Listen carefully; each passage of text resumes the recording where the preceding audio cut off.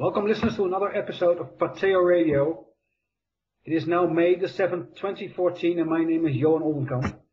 The guest of tonight, the name of her legal fiction is Melanie Spencer, but as a real human being, she likes to call herself Mel V. Mel, please welcome into the show. Hi, Johan. Thank you very much for having me. It's been long overdue that we catch up. Yeah, and I think there's a lot of things to talk about. For instance, today is also the election day in South Africa. So maybe we have a chat about that and what you think will be the result of that election. But I think we should start with an introduction. Can you please introduce yourself to the audience? Okay. Hello, everybody. It's very good to be here on pateo.nl. And thank you for Johan for actually getting in touch with me. We've actually crossed paths many times, Johanna. You were at the Breakthrough Energy Movement conference talking there, and I was hosting the press conference behind the scenes, getting all the footage done.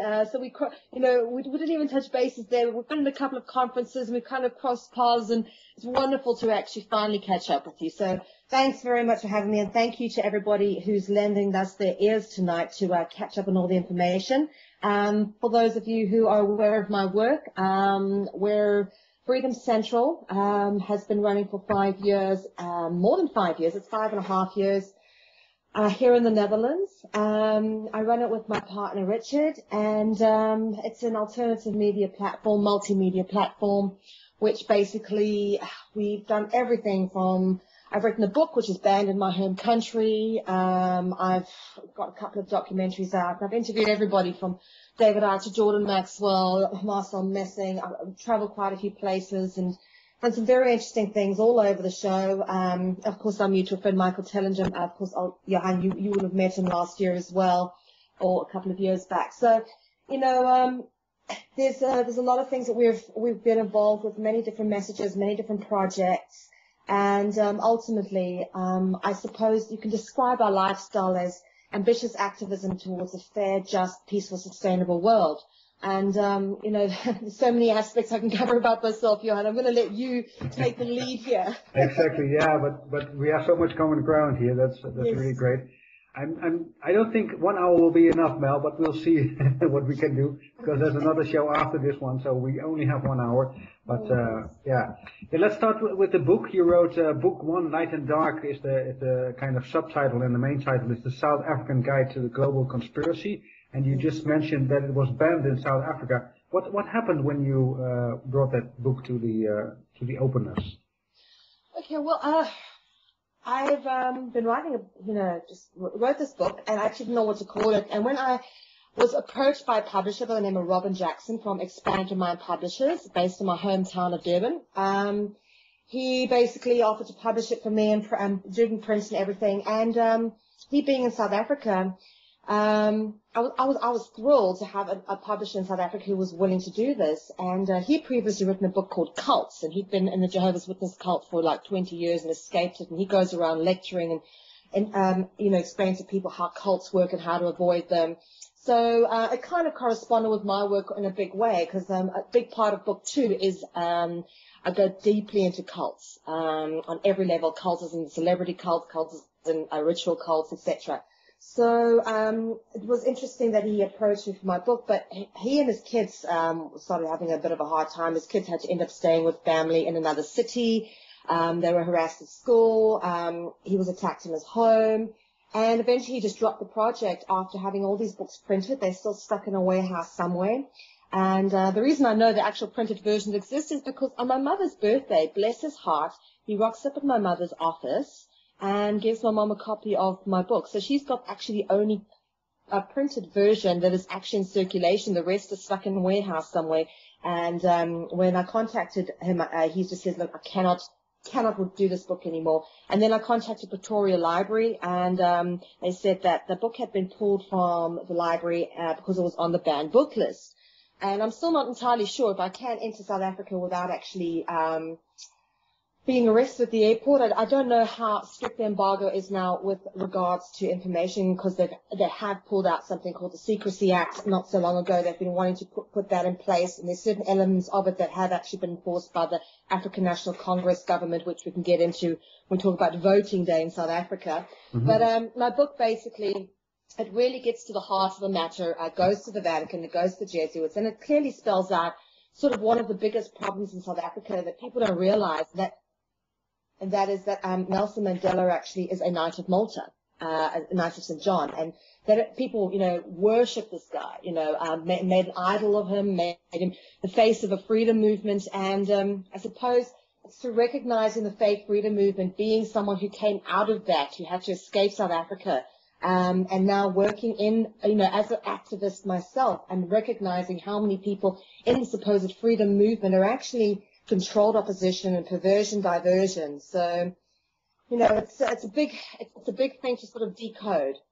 Yeah, it's a big shock. We also in the Netherlands we have a very big controlled opposition, and it was a huge shock for me to discover that is going on. But it was even a bigger shock when I saw your documentary called The Last of the Boers, where you clearly showed to me that Hendrik Verwoerd, the president of South Africa, and the idea of apartheid is something totally different than what we have been fed by the mainstream media.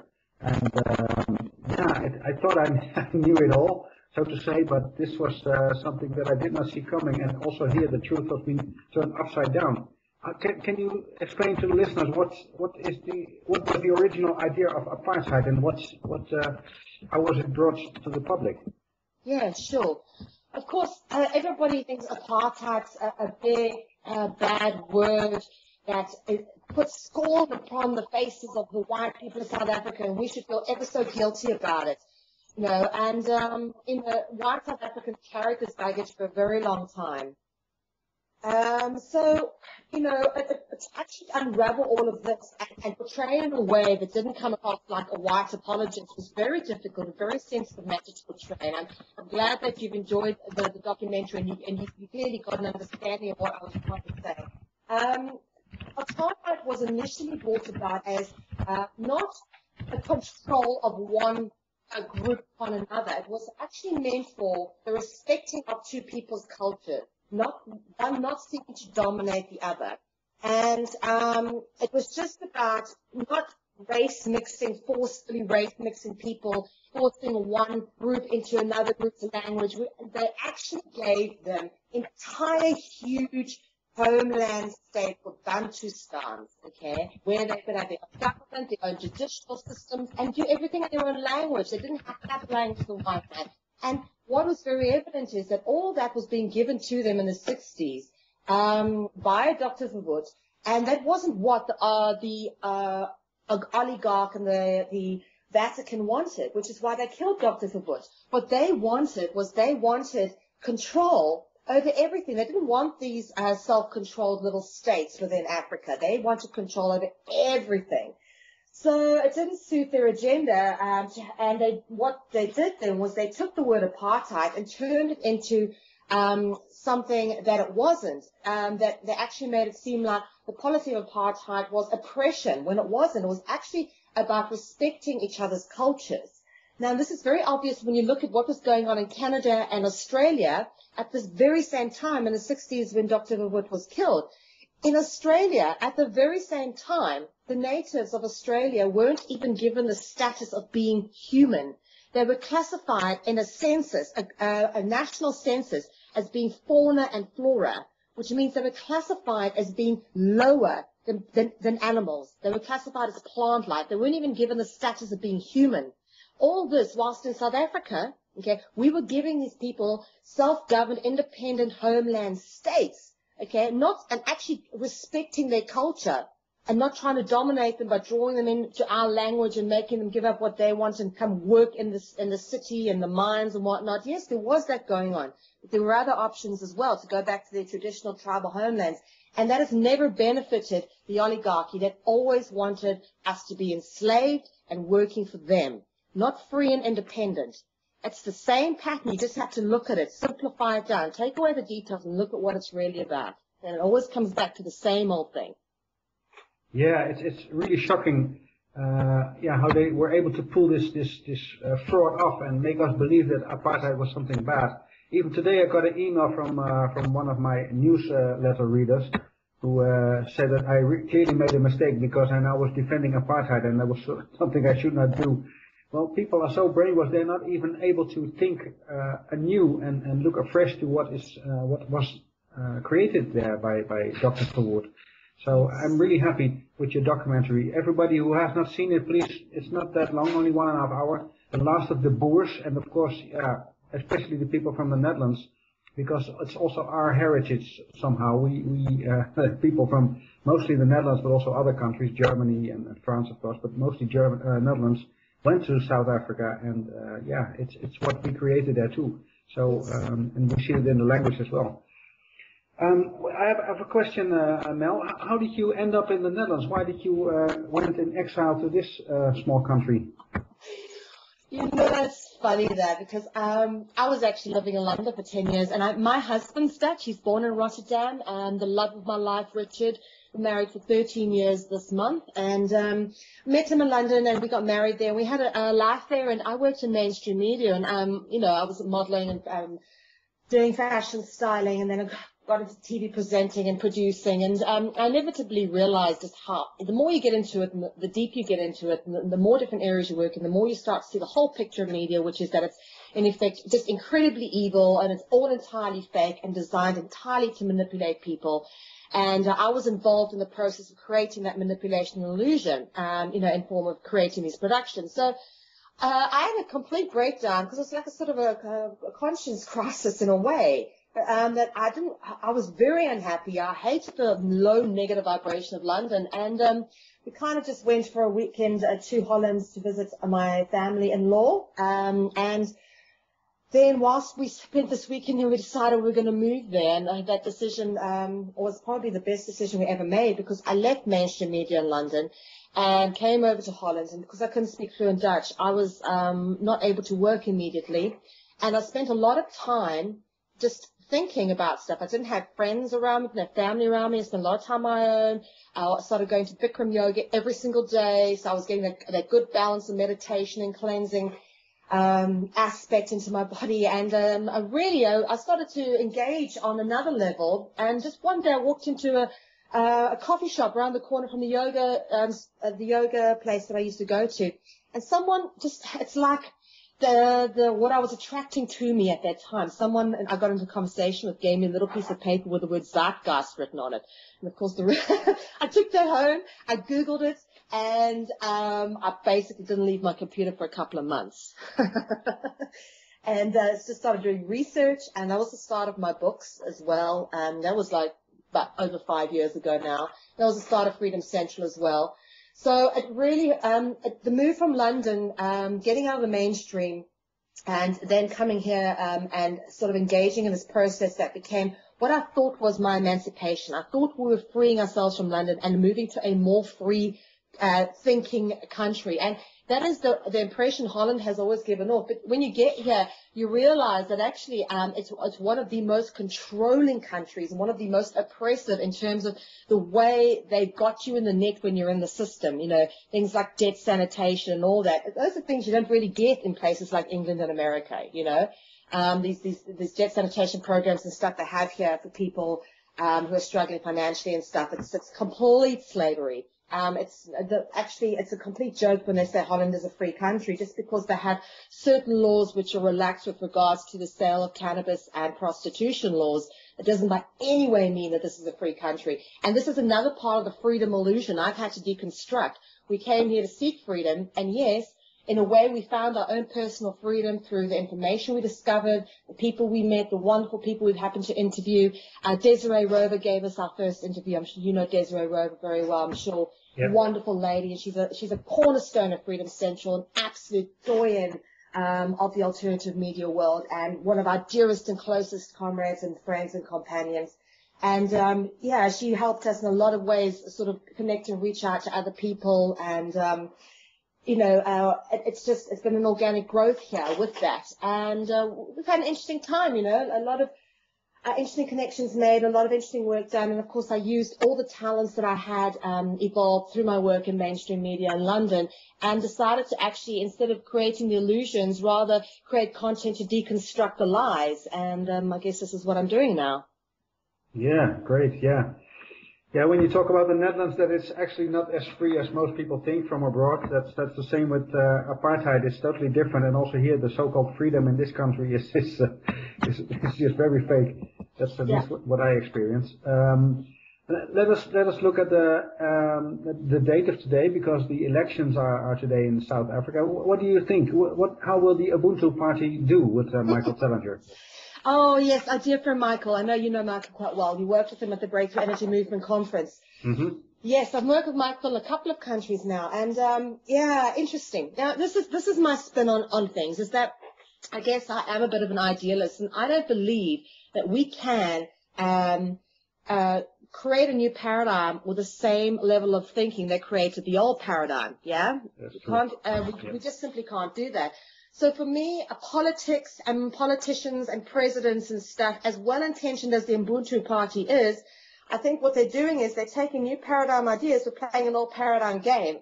So what happens if they win the elections? Then what? Okay? You've still got a controlling party in power. It in no way changes the structure altogether. And I love Michael's work with regards to the archaeological finds in Southern Africa. To me, I think, he deserves a freaking prize for all of that information. But where I disagree with Michael is with regards to his contributionist manifesto, because it is quite flawed in its construction. It doesn't take into account the aspect of free will.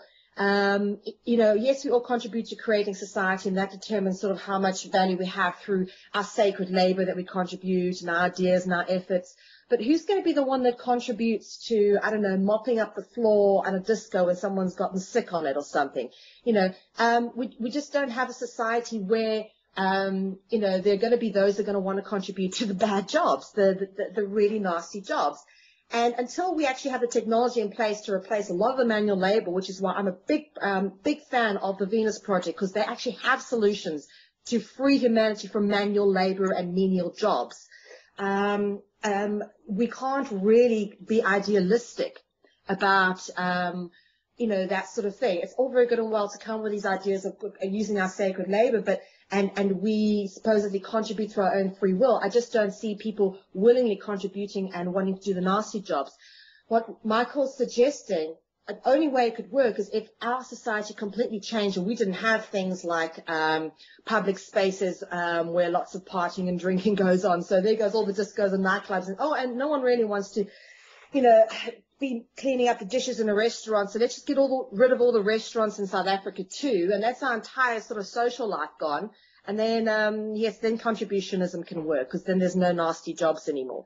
It's not a practical reality. But that being said, what I love about the Ubuntu Party is that they have brought to light the securitization and banking fraud that is going on, not only in South Africa, but on the international level. And, of course, opening people up to the idea of what fractional reserve banking is really all about.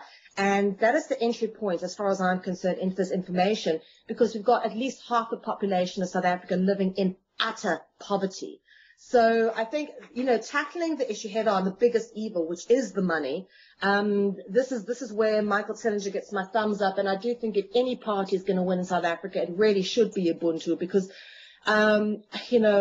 without a doubt, the diplomatic alliance, that proved it in my research, Helen Zille is controlled, as is, we know that an African National Congress is controlled, but a supposed opposition party to the African National Congress, which is the diplomatic alliance run by Helen Zille, she's controlled too. The same person who mentored Nelson Mandela, which is Harry Hines Schwartz, who was also the South African ambassador to America, the same guy actually mentored Helen Zille too. So it doesn't matter which puppet you've got on the opposing camps. Ultimately, it's the same puppet master controlling them from behind the scenes. Indeed.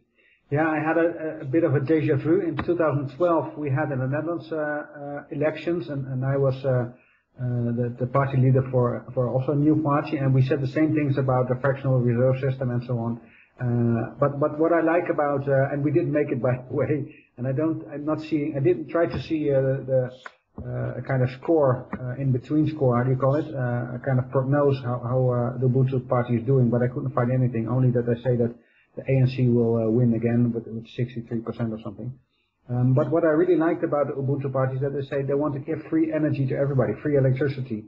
And that's of course something that can really make a change. So they have great ideas, just like the party I was with, but it's difficult to change the system on that way, because we do have to step up to a higher level. And maybe the time is not ready for that yet. So maybe we need our technology a little bit further to enable us to have a kind of society like that. Yeah. Well, free energy is a good way to start, and I must just say, with South Africa having some of the most expensive electricity on the planet, it's almost unaffordable for the average person. I think that's a good way to get in there, expose the money, offer free energy. But realistically, without the infrastructural changes, there's absolutely no way to implement that unless they have a massive amount of resources made available to them. Indeed. Okay, that's enough for the politics, I think. Let's go back to your documentary, The Last of the Boers. In English, it would be The Last of the Farmers, and then the original farmers, or the immigrating farmers. Because in that documentary, you also mentioned the person called Kevin Annette. And I know that after that, you took a little bit of a different tour. You separated from his, maybe not his ideas, but the way he's acting. But I think you can better explain it than I can. So can you please share the audience now what happened between you and Emmett? Yeah, sure. It's a very long story, and actually, to be honest with you, it goes back to when I first started working with him, and that is, there were a lot of things he did which, for me, right up front, were unethical and raised red flags, and I actually covered up for him, which is partly my fault, and I've learned this lesson. I'm never going to do this for any other person I catch out in the truth movement again. It doesn't matter how attached I am to them or how fond I am of them. I was catching him out from the very first moment I worked with him. One of the things Kevin recruited me to be was a juror on the International Tribunals of Crimes for Church and State with regards to what happened in Canada to the Native children in the Indian-run residential schools, the church-run Indian residential schools. I was one of the jurors on this tribunal that he ran, where he found this one guilty and that one guilty and sent arrest warrants to this person and that person. And we had this Indian chief going into the Royal Canadian Mounted Police and giving them this arrest warrant and saying, I want to see this guy and arrest him. And they walked out having given the security guard the arrest warrant, and nothing's happened. It's all a bit of a charade. But my role in that was as a juror. And my role was to look at the evidence and then write what my verdict was. But, I've started getting involved and working with a lot of groups, looking at setting up common law and alternative law systems based on natural law and universal law, and combining the best of everything.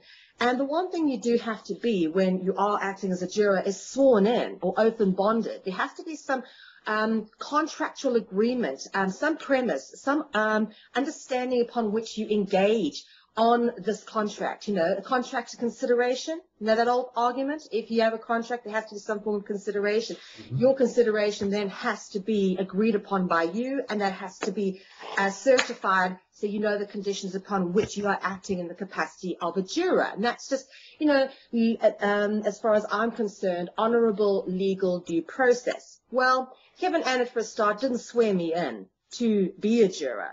And I don't think he actually swore in any of the jurors. And in fact, when he published a list of some of the people who were supposedly jurors on this tribunal, a couple of them came forward and said, actually, we weren't. We never gave a verdict, and we weren't really part of the process. He approached us, we said yes, but we never gave a verdict, and we actually didn't engage in the process. And so his information that 33 jurors delivered this verdict is absolutely flawed and false. And there's just been one thing after the other. I mean, he completely sucked us out of money. He comes to visit us, and, it's up and down, fetching him from the airport, very demanding. His wife comes in on a different flight. He wants us to go pick her up in Belgium, and a lot of things that were just expected of us. There's a sense of self-entitlement. And there's a lot of lies. For example, he has apparently got Brussels headquarters for the International Tribunal for Crimes of Church and State. Well, we've looked for it. We've gone looking for it doesn't exist. In fact, there is no address and there is no headquarters in Brussels. And he's not working on behalf of some big court in Brussels because it's not there. In fact, at one point, he actually asked me to find him a court and to find him an address for him to use in Europe because he didn't have one. So if anybody can tell me where this court in Brussels is that Kevin Annett apparently has, I'd be glad to know. I'd also like proof that Charles Dufort, Mr. Dufort, who is apparently the guy who mans this court, I'd like a proof of his existence because if he doesn't exist, that is actually just Kevin Annett using a different email. Kevin uses different pseudonyms to write to people. And there's a huge amount of evidence against him presented by a number of other people. I've done a number of shows where we've actually gone through all the evidence and I've presented it. For a long time, I had people attacking me for supporting Kevin Annett. I was so defensive of him, so much to the point that anyone that came to me to say anything bad about Kevin Annett, I automatically wouldn't look at it no matter how much evidence they had. Until I'm working on this big project at the moment with a number of people internationally, and a couple of them came to me and said, look, there's all this stuff about Kevin Annett and you've got documentaries with them and all sorts, and we need to look at this. And basically, within a few weeks, it's just ironic the timing, something happened with regards to a couple called Toast and Casper Nijenhuis, which set the ball rolling for me to, in effect, effectively come out with what I knew about Kevin Annett, what I had been covering up to protect him, and all the evidence against him that had come forward from various people with regards to how dishonorably he had actually handled the entire process of prosecution with regards to these murdered school children. And the whole thing is complete kangaroo court. The verdict has no standing. And what it's done, actually, it's almost like a controlled opposition maneuver. It's kind of like, okay, it's been done now. Nobody else has to do it. And Kevin's kind of acts like he's the embodiment of common law. He is common law. No. He just ran a tribunal with common law processes. He doesn't own common law. Common law belongs to everybody. It's everybody's. So, I'm involved with a number of other groups who are actually working on putting this process together, and putting together common law grand juries in the United States, and all sorts. So there's lots going on, and I must say, I'm not going to be completely negative about Kevin. I learned a hell of a lot from him, and I definitely got put on the path with regards to some of the work that I'm doing now. So like everything in life, whether it's good or bad that comes your way, everything serves its purpose. So, thank you, Kevin Annett, for the good and the bad. You've served your purpose. Thank you for sharing this, Mel. For people who were not able to follow everything what Mel was saying, it's about the founder of itccs.org, and it stands for the International Tribunal into Crimes of the Church and State. But from my understanding, Mel, I think that Kevin started off with I think intentions of stopping injustice and all the terrible things that he discovered. But then along the way, maybe something got control of him, or maybe his ego became too big, or what happened according to you? It's the ultimate question. There's so many people that I've worked with over the years where I've got to look at them and I go, did they start off or were they set up? Okay. And if they actually started off with good intentions, okay, what was it that went wrong? Were they infiltrated, or was it the ego that got the better of them, or were they always just rotten and this is just some kind of way that they've come out to sort of reconcile their soul? And actually, I think Kevin Annett fits into that one, because in everything he does, there's just so much dishonor. There really is. I don't want to be nasty about him, but there is just absolutely no honor in anything he does. He actually put out a letter stating that we're Vatican assassins, we work for the Holy Alliance, and we're paid Vatican agents and all sorts of stuff. And as you know, Johan, last week I was getting evicted from our place because we've not been able to pay the rent for 3 months. So, I want to know where my pay slip is from the Vatican, Why am I living in a building that doesn't have hot running water? Kind of thing, because I can't afford it. I want to know who's paying me. Why would I be working for the Vatican if I'm not getting any money? So there's a lot of things he says which are totally untrue in public, blatant statements. We're involved with criminal rings which traffic children and all sorts. And that's quite simply not the case. Anybody who knows us knows how absolutely ludicrous and absurd these statements are. And just by the sheer nature of making these statements, Kevin Annett discredits himself because they're blatant lies. And that's provable fact. Unless he can actually present any evidence that, of his claims against us, he must provide a proof of claim, and then we can perhaps look at it. In fact, I'm willing to appear before any common law grand jury on any radio show with Kevin Annett, with Toast Nijenhuis, with Casper, and with all the evidence that I have, and we can all sit down together and present it together in front of a public audience so everybody can for themselves see in real time with transparency what is really going on. Yeah, I think you're right. I was not fully aware of all this, but I did, of course, a little research before this show, and I found the website stopkevinannett.wordpress.com with a lot of information about this man and what they found there. So you're absolutely not the only one who's thinking that there's something wrong here. Did you know that website, or maybe there are more? Yes, yeah, absolutely. You won't believe how many there are. I think there's more websites about Kevin Annett in a negative way than there are in a positive way. And the simple fact is he actually kept coming over to Europe, and every time he does his lecture, he says, I have to keep coming out of Canada because I've got no support there. And I'm not surprised because people over there have caught on to what he's been doing because he's been doing it there for so long. He has to come here to get money and support and do lectures. And the unfortunate thing is he sucks in vulnerable people, and the people that are actually now supporting him now is this woman Toast Nijenhuis, who is a ritually abused victim. I absolutely believe she's been satanically ritually abused. She's those people have fragile states anyway, and there's a lot of miscommunication and misunderstanding that's gone down with regards to her and myself. But one thing she's done now is she's clung to Kevin Annett in an attempt to gain a mutual ally against us, and he's not the right person to be clinging to because whatever he touches turns to poop, basically. He cannot give credibility to any process simply because he isn't a man of honor. He doesn't operate within an honorable realm of being. Everything really is always about himself. It always comes back to himself. And you asked earlier, is someone backing, is it ego? I think there's a lot of ego there, okay? And ego is always about deeply rooted insecurity.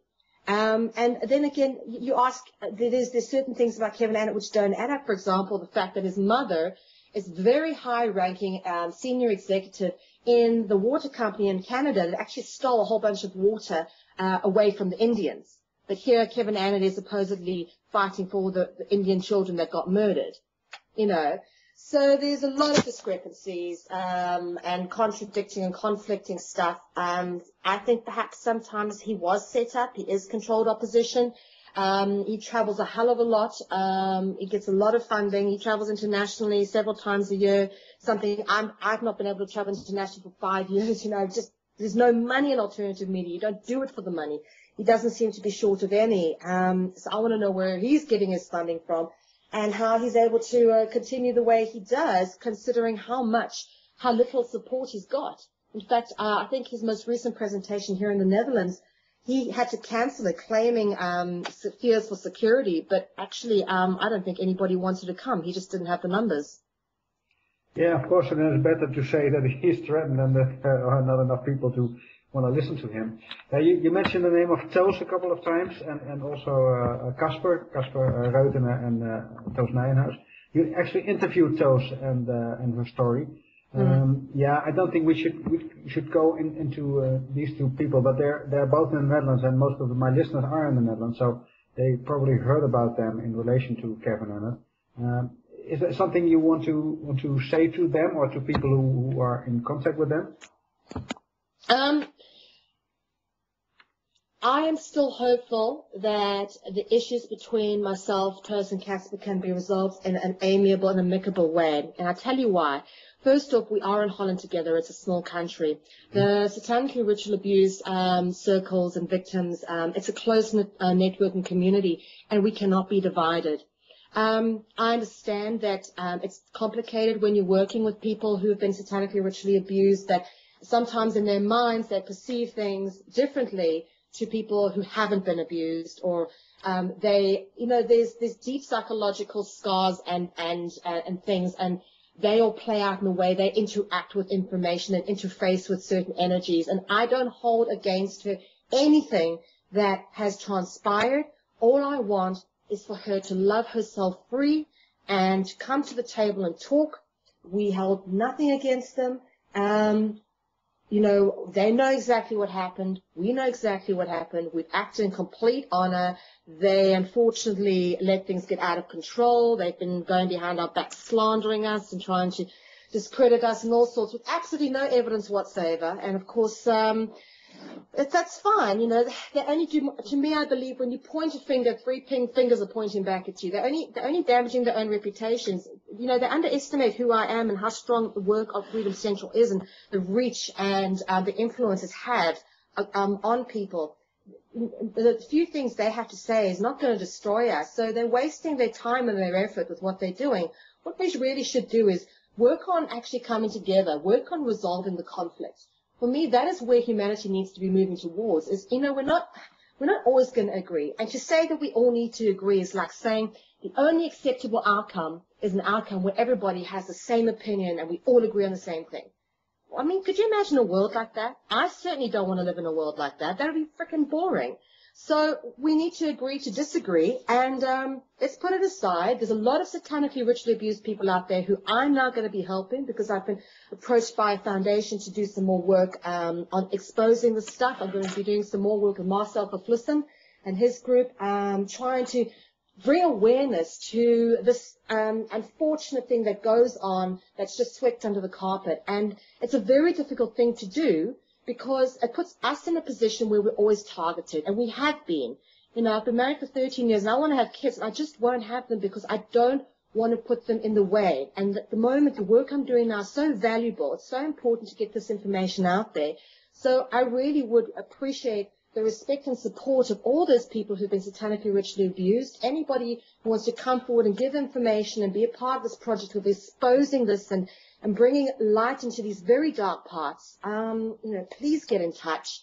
And I'm sending all my love and all my forgiveness and all my blessings out to Toast and Casper. And I'm hoping that one day they'll get over whatever issue it is they feel they have, and realize that ultimately it doesn't matter what has happened in the past. We ultimately all want the same thing for the future. We all want to be happy. We all want to be free. Yeah, thank you for these beautiful words, Mel. I also had my own experience with Casper and Toes, and they also tried to, they approached me and came up with things, but at a certain moment they cut off everything, and they didn't want to do anything with me at all. And I still don't know what happened, but somehow he got paranoid. I don't know what went into Casper or Toes. I don't even know which of the two acted so funny. But then later on, I heard a lot of people who live in the same neighborhood, and they worked with him also in the past, but they were also got rid of them because it was impossible for them to work together with Casper and Toes. And I've heard that from several directions, so several people. So I don't think it's you, Mel. I think it's actually the energy they have and the way they look at the world. They see everywhere enemies and danger, and that's what they get. What you see is what you get.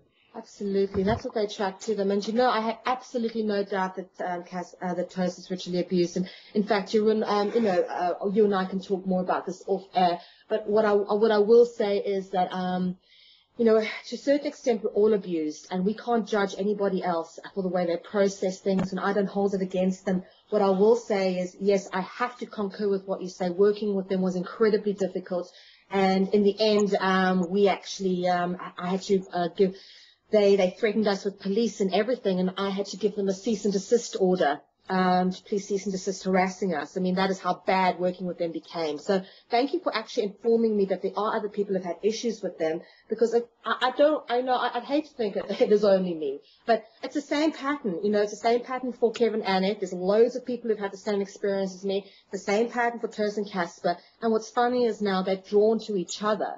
Okay, birds of a feather flock together. Now, it's only a matter of time before they fall out with each other, because they're both in such a negative way in their operation, the fear modes, that there's going to come a conflict inevitably there. So what I'm saying is I'm sitting back on the sidelines with a big box of popcorn watching the action. Enjoy the action, yes. Maybe one little thing about this, because Mr. Annett claimed that the previous Pope had to resign because of his action. What do you think of that? So, pardon my language, he's so full of shit, Jan. I don't know what to say to that. Okay, that's clear. I think everybody understands it. Absolute nonsense. Absolute nonsense. And I'll tell you why I know that is because, of course, I've got connections with a number of people apart from Kevin Annett. One of them being Franco Collins, whose uncle is a guy called Gerald, and he's actually the highest-ranking sovereign military knight of Malta that there is. He's the guy responsible for hiring and firing the Pope. And we know exactly what happened because I got the inside information from Franco Collins as to what actually happened to the Pope and that whole process, and it had nothing to do with Kevin Annett. No, I'm not surprised. I'm not surprised. Can you share what really happened, or is that classified? It's a long story, but it's really, it comes back to the old Gnostic dualism of light and dark are part of the same creation. We need to understand there's a purpose for both. Mm-hmm. And at a certain time, they will become one. Which one is going to win? The one with the highest vibration wins. That's even physical, science says that, and that's the vibration of light. They can either succumb or join, and I think there will come a time when the institution will either implode or be repurposed. And I think we're seeing large parts of very many institutions, including parts of the United Nations, which I'm working with a number of groups. Sasha Stone from Humanitad. That's associated with the United Nations. There's so many different little groups now which are managing to get good inroads to the United Nations, and they're getting rid of the thin elements of technocracy and the negative parts. It's being weeded out. So we're watching it happen within these institutions, the big ones. And I think, that's what's got to happen with the Vatican. They've either got to come right and start putting right all their wrongs, which is what I think they're trying to do. But at the same time, I don't know if it necessarily means there will be justice for those who perpetrated the most evil. I think they'll throw the lower echelons under the bus first before they sell out the people at the top. And this is obviously the concern I have with, okay, come over and help us, but how honorable is your intent? Okay, clear. Yeah, so maybe we look at the bigger picture now, what's going on this planet. What do you see the role of the Vatican and the Jesuits and the game they play? What is your view on that? Well, for a long time they've controlled everything, as many of your listeners probably already know. And I cover this in great detail in my book, The South African Guide to the Global Conspiracy. Book 1 goes into a lot of detail on this and lays it out quite clearly how it's all perpetrated. Mm-hmm. For me now going forward, I see a lot of hope. There's a lot of great things going on at the moment, really great things, and so many different angles in terms of the free energy technology that's being made available to people, the various collateral accounts and things that are being chased down by a number of people all over the planet, which they want to return to humanity. There's a lot of good work going on behind the scenes, connecting good people in top organizations to sort of get rid of the bad elements. It's all happening. I'm seeing this networking. I'm talking to people every day. There's conference calls going on with people at 3 and 4 in the morning in the United States. Let me tell you, I'm watching it. I'm watching this network evolve, and it's growing. Consciousness is rising. It's expanding, and it's only a matter of time before I think we see a real opportunity and I know because one of the projects I'm busy working on at the moment is just so close to fruition. We see real opportunity and real resources being made available for earth-changing projects like the Venus Project, etc.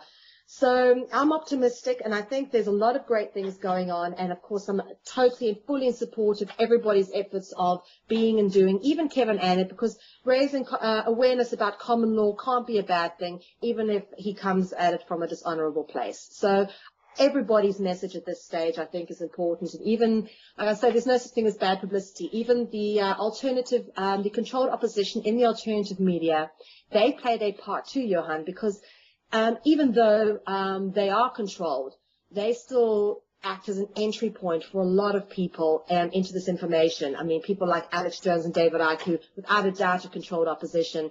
They've brought a lot of people into this information, and they give us the basics. And those who are willing to look a bit further and who are searching for a bit more, and deep down something's niggling, let me see what goes beyond the next hill, let's look a bit deeper. They are the ones who then go for the, who come to the point that I suppose people like you and I come to, which is a greater understanding of what's really going on.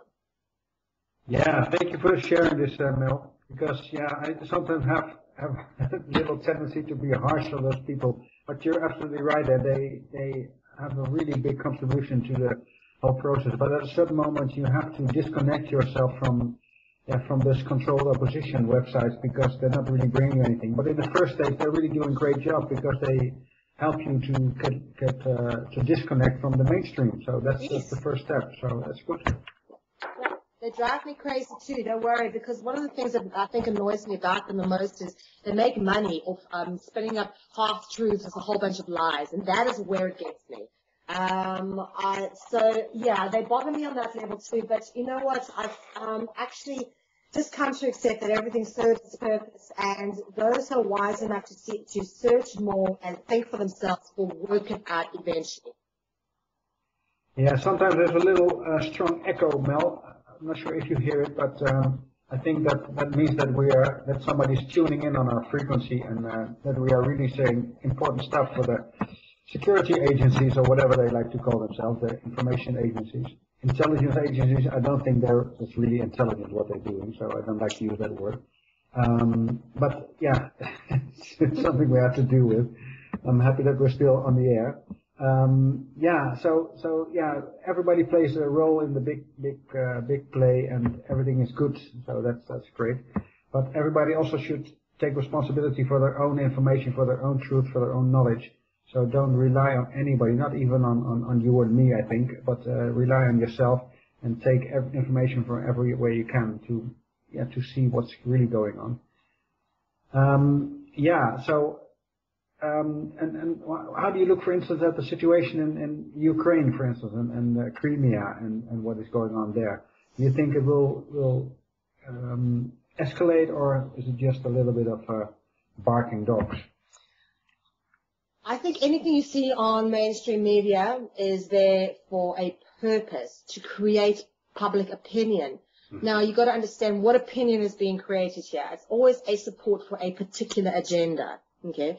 And we've got to work out what that agenda is and not support it. So the way I look at it is, at the moment, a lot of it is a bit of distraction. I think they're rustling the feathers because they're trying to make certain people in the world look bad, or take the blame for what they want to do next. And it's not going to be those people ultimately that are the ones to blame. You know how this works. So I for one, wouldn't pay too much attention to what's going on there. We ain't going to be able to stop whatever it is they want to do. What we are able to do, okay, is we are able to put out information that puts people in a space where they can make conscious, informed decisions based on facts. And from that space, we can change everything. Because once they start understanding, hang on, my taxes are in the bullets and bombs that kill people, then they can actively make a change. Why should we be paying for the wars? We're effectively contributing to them. We're complicit in them in paying tax. So we can focus on sort of the very tail end of the drama going on, things like this going on in Ukraine and America, the sort of showdown that's going on between America and Russia at the moment. or we can actually go, right, let's get to the root of the problem, and how do we really change this if we are going to stop war permanently, okay, end poverty permanently.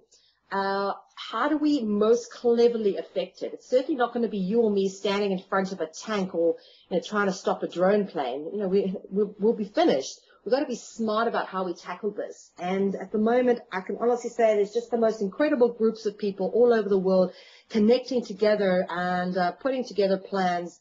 And I don't think we should worry too much about what's being flexed in the mainstream in terms of political muscle, because I think a lot of it's just distraction, to be honest. Our focus really should be going into the solutions.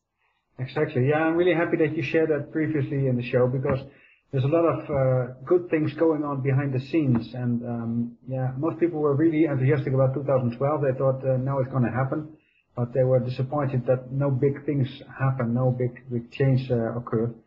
But I think you're right. Behind the scene, there's even a stronger movement going on now than in 2012.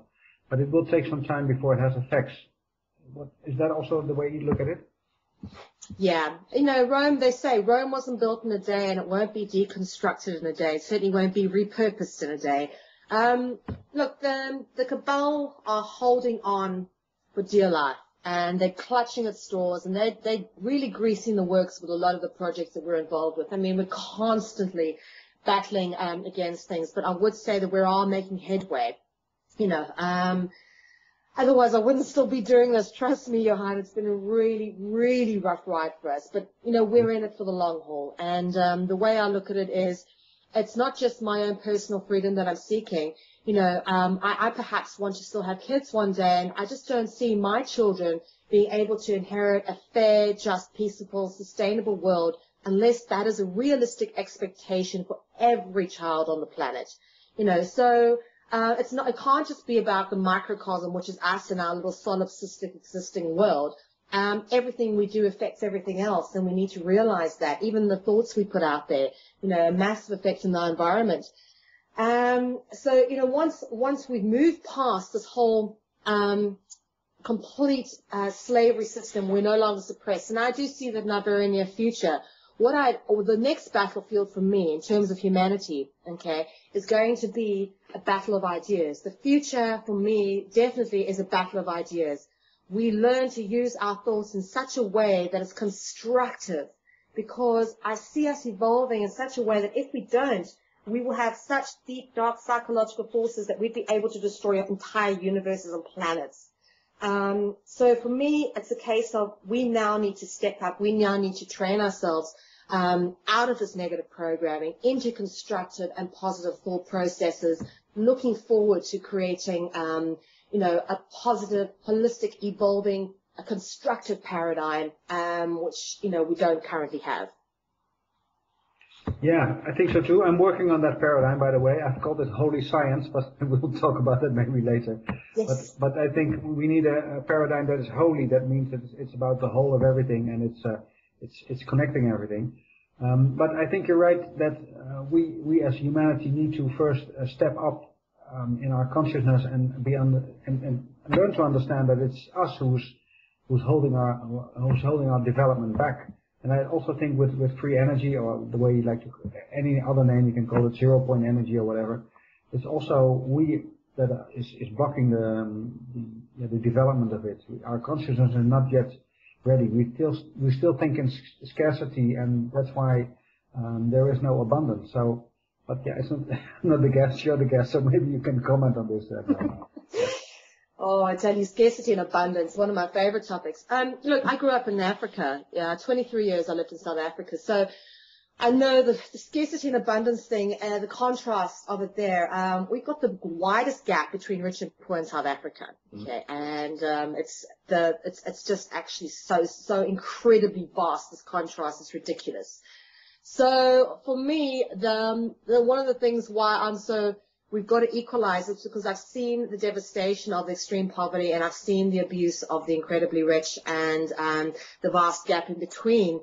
And the only way we're ever going to have a world where we get rid of crime, aberrant behavior, is when quite literally all of humanity's resources are declared the common heritage of every person on the planet. And that means we should all share in Earth's resources equally. There can't be this wealth gap, rich and poor, scarcity and abundance. It has to be an equilibrium for all.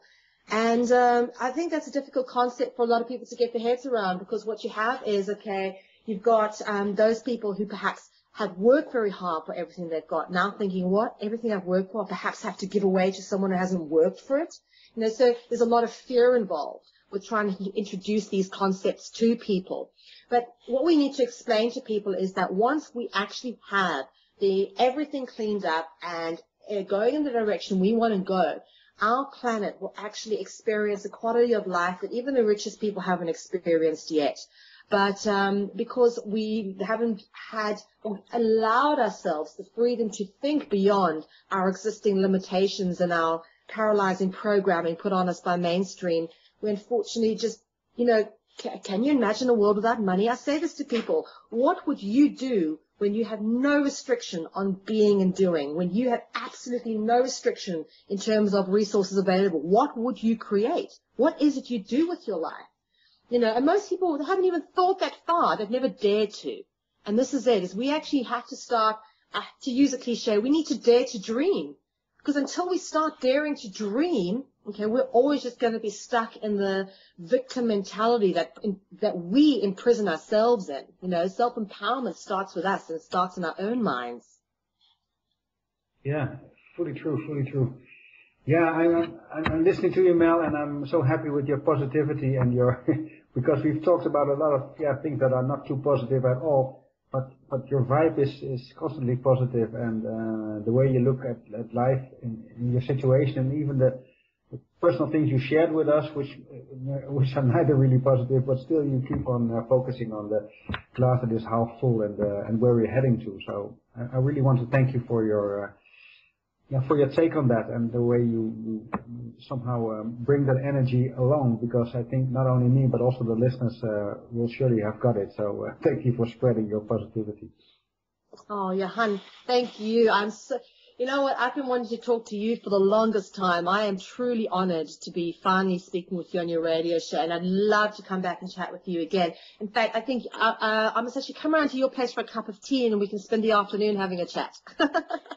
Yeah, it's true. We should have met at least twice before, but somehow it didn't work like that. So, but it will happen surely, Mel. And I think we have more to share, and maybe we can connect our networks too, so we can bring things to speed up. But for now, I really want to thank you for sharing your insights with us, and and sharing the way you think we are going ahead.